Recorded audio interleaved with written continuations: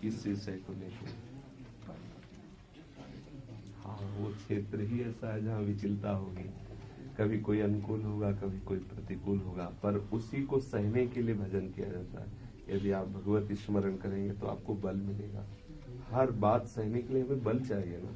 देखो, एक बलवान आदमी संसार का दूसरे पुरुष को मार सकता है, लेकिन दूसरे पुरुष की मार सह जाने वाला बलवान नहीं मिलेगा।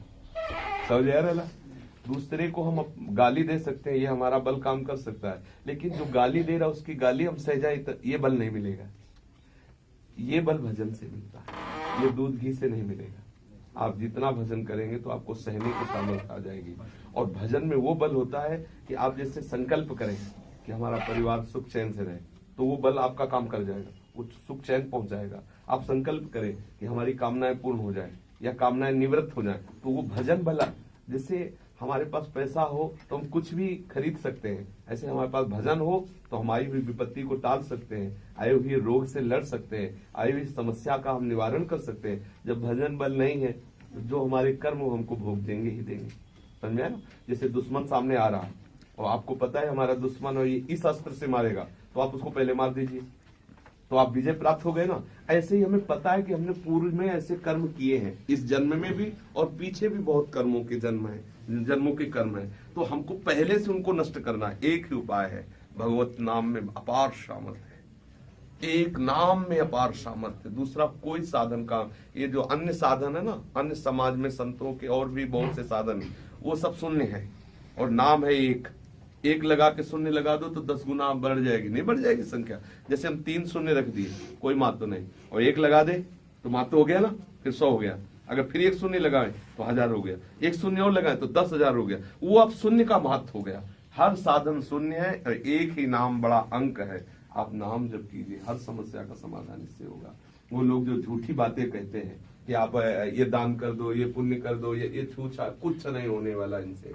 एकमात्र भगवान के नाम में, और आप नाम जप के देखो, आपको खुद पता चलेगा कि अपना खुद अनुभव करके देखो, भगवान का नाम जप के देखो, आपको कैसा आनंद आता है, कैसे समस्याओं का समाधान होता है। राधे श्याम, राधा वल्लभ, राधा वल्लभ, राधा राधा राधा, इसमें से जो प्रिय लगे आपको, राधा राधा जपो, राधा कृष्ण जपो, राधे श्याम जपो, राधा वल्लभ जपो, आपको जो प्रिय लगे इनमें से, और आप कुछ दिन जपो और आप फिर हमें बताना कि आपको कैसा लग रहा है, आपकी कैसे समस्याओं का समाधान। थोड़ा डट के, किसान भी बीज बोता है तो दूसरे दिन फसल नहीं काट लेता, कम से कम 6 महीना सिंचाई करता है, गुड़ाई करता है और देखता रहता है हमारी फसल कोई नष्ट न कर दे, तब जाकर उसे धनराशि, अन्न राशि मिलती है। ऐसे ही हम कुछ दिन नियम पूर्वक नाम जप करें और प्रभु की दैन्यता से रहें, किसी का हम कोई अपराध न करें, और हमारी फसल भजन रूपी बढ़े तो हमको सुख शांति मिलेगी, पक्का मिलेगी।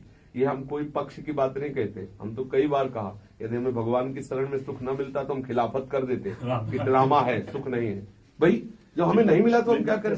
हम 13 वर्ष की अवस्था से बाबा जी है, अगर हमें ना मिला होता तो हम कहते कि ड्रामा है, हमें नहीं मिला, लेकिन हमें मिला है और अपार सुख है। इसीलिए मातु ठाक कहते हैं कि चाहे जैसे जुड़ जाओ, भगवान सुख सिंधु सुख। हम उनकी कोई पक्षपात की बात नहीं कर है। अरे तब तो फिर क्या, फिर तो बादशाह। अगर भक्ति चाहिए तो भजन करो, अभी आनंद आने लगेगा। अगर कामना की पूर्ति चाहिए तो पूर्ति होके भक्ति मिलेगी, अगर सीधे भक्ति चाहिए तो तत्काल आनंद आने लगेगा। आप शुरू करो भजन करना, ठीक है? आई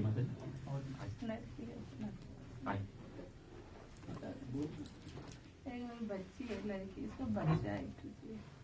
ये हमारे पास नहीं, हमने आपको सबकी बात का साधन सार बता दिया। आप जहाँ चाहो उसका प्रयोग कर सकते हो। नाम जपो और कहो हमारे बच्चा हो जाए तो मालिक जाने, है हम उसके नाम की बात।